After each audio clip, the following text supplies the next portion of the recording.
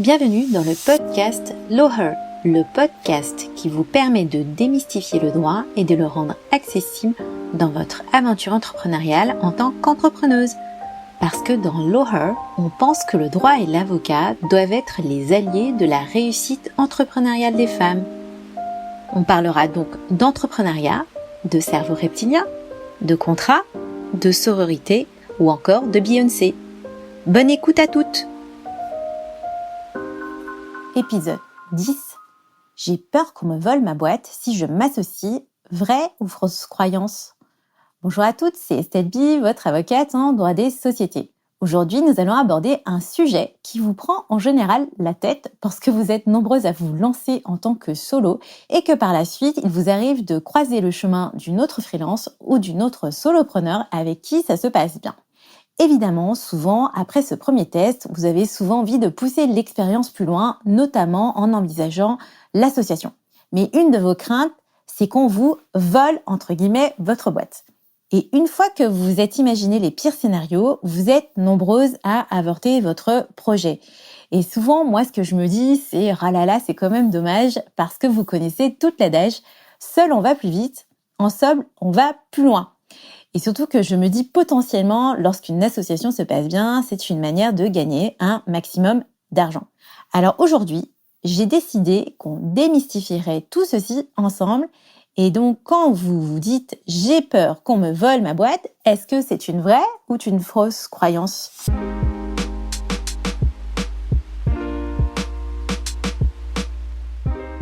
Donc, les craintes liées à l'association d'abord. Donc, ce qui est marrant avec les peurs, c'est qu'on a souvent tendance à les exagérer et forcément, on se dit que si on a peur, on n'y va pas. Ça, c'est un peu la base, je veux dire, dans l'entrepreneuriat, on a peur, on n'y va pas.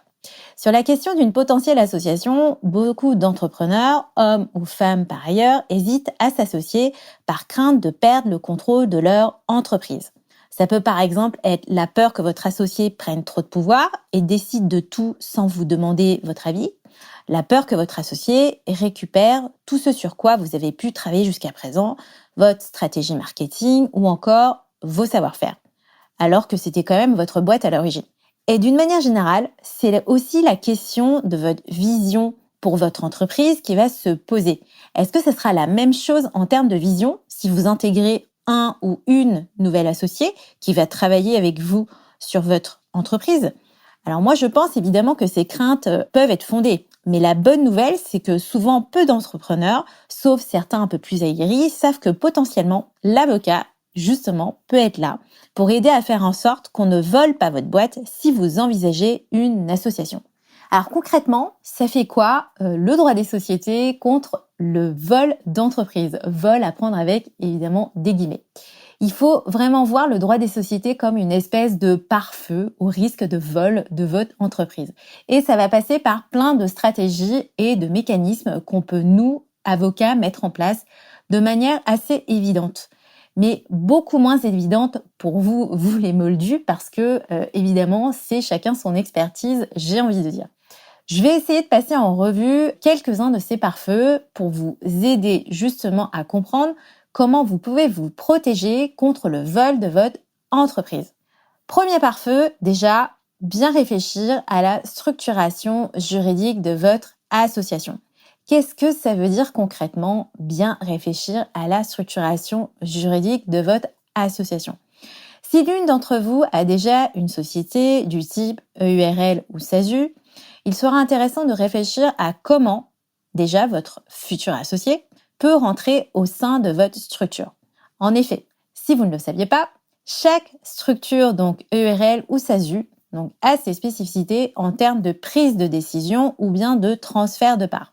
Vous pouvez vous reporter à vos statuts constitutifs, ce petit bout de papier que vous avez signé au début et que vous avez mis dans un coin de table ou bien sur votre Dropbox quelque part pour savoir comment les choses vont fonctionner. En dehors de ces statuts, il faudra également réfléchir à qui apporte quoi si vous décidez de vous associer. Si par exemple votre futur associé avait déjà des clients récurrents, il est tout à fait possible d'apporter son activité présente pour la société. Si ce n'est pas le cas, il est également possible pour elle d'apporter du cash pour rentrer dans votre société. C'est ce que nous, on appelle les apports en numéraire. Et la véritable question, c'est justement quelle proportion de capital chacun pourra avoir dans la société.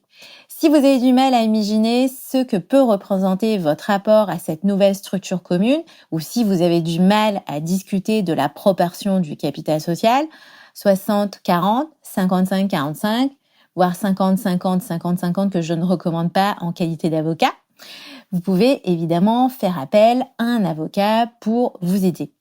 À mon sens, cette phase de réflexion est essentielle pour que vous puissiez imaginer comment les choses vont se passer avec votre futur associé.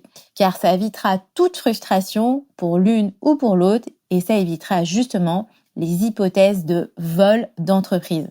À mon sens, cette réflexion, cette communication, c'est vraiment la base et le socle de ce que vous devez faire pour partir sur des bases saines dans votre association.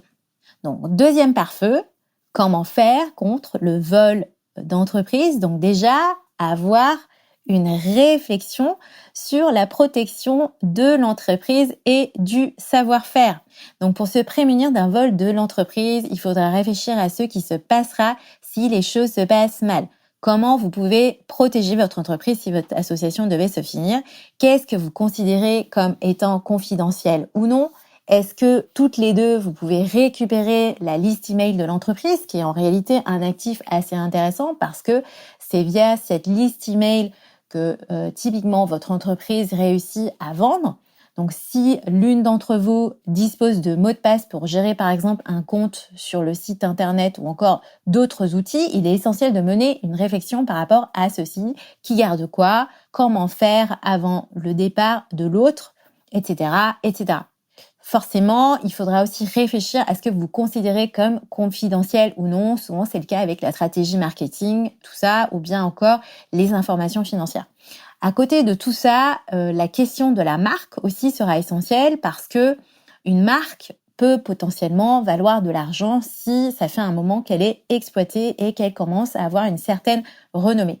Si vous n'avez pas déposé votre marque, je vous recommande de le faire au nom de votre société, car justement, on ne sait jamais ce qu'il peut se passer si les choses venaient à mal se passer. Au moins, ça évitera que votre futur associé ne le dépose à votre place pour votre société. Et ça, vraiment, il y a vraiment énormément de cas dans lesquels, justement, il peut y avoir des énormes conflits avec l'associé parce qu'il y en a un qui est parti justement avec la marque de la société. À côté donc de cette structuration juridique et de cette réflexion à mener sur la protection de l'entreprise et du savoir-faire, un troisième pare-feu pour vous, donc réfléchir sur comment les décisions doivent être prises. C'est ce que nous on appelle la question de la gouvernance et également du contrôle en assemblée générale. Qui va décider de quoi? Donc c'est typiquement ce genre de questions auxquelles il faudra répondre. Qui a le pouvoir de signature ou d'engagement en termes de dépenses? Quid du recrutement ou de prise de locaux par exemple, parce qu'en général, un recrutement ou bien une prise de locaux, c'est un engagement fort et conséquent d'un point de vue financier.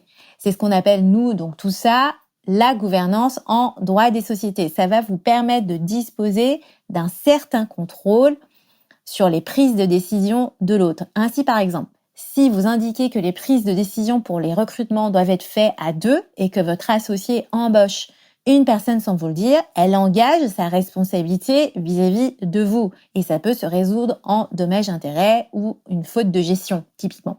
Donc vous comprenez donc que tout ceci viendra en prévention d'un éventuel vol de votre entreprise. Et enfin, quatrième et dernier pare-feu à côté de toutes ces réflexions que vous avez eues en amont, je finis par la rédaction minutieuse des statuts et le cas échéant du pacte d'associés. Pour finir, donc, une fois que vous aurez pu réfléchir à l'ensemble de ces éléments, il faudra évidemment penser à mettre tout ça par écrit via des statuts et éventuellement via un pacte d'associés. Ces deux documents vous permettront justement de vous aider à vous protéger par rapport au vol de votre entreprise. Je vous recommande de passer par un avocat, donc par moi, Il est essentiel que les documents que vous signerez avec votre associé soient le plus clairs et le plus exhaustifs possible. C'est pourquoi la case avocat me semble quand même nécessaire pour la mise en place de ces documents. Avoir peur de se faire voler son entreprise est une crainte compréhensible. Donc ça, effectivement, c'est la conclusion que je voulais vous dire. Mais à mon sens, c'est une peur qui est quand même infondée car le droit des sociétés peut clairement vous aider à empêcher tout ça. Ne laissez pas votre peur vous priver d'opportunités de croissance parce que, encore une fois, avec les bons outils juridiques, vous pouvez avancer en toute confiance. Voilà, c'est tout pour aujourd'hui dans notre nouvel épisode. J'espère que ces informations vous éclaireront et vous rassureront dans votre futur projet.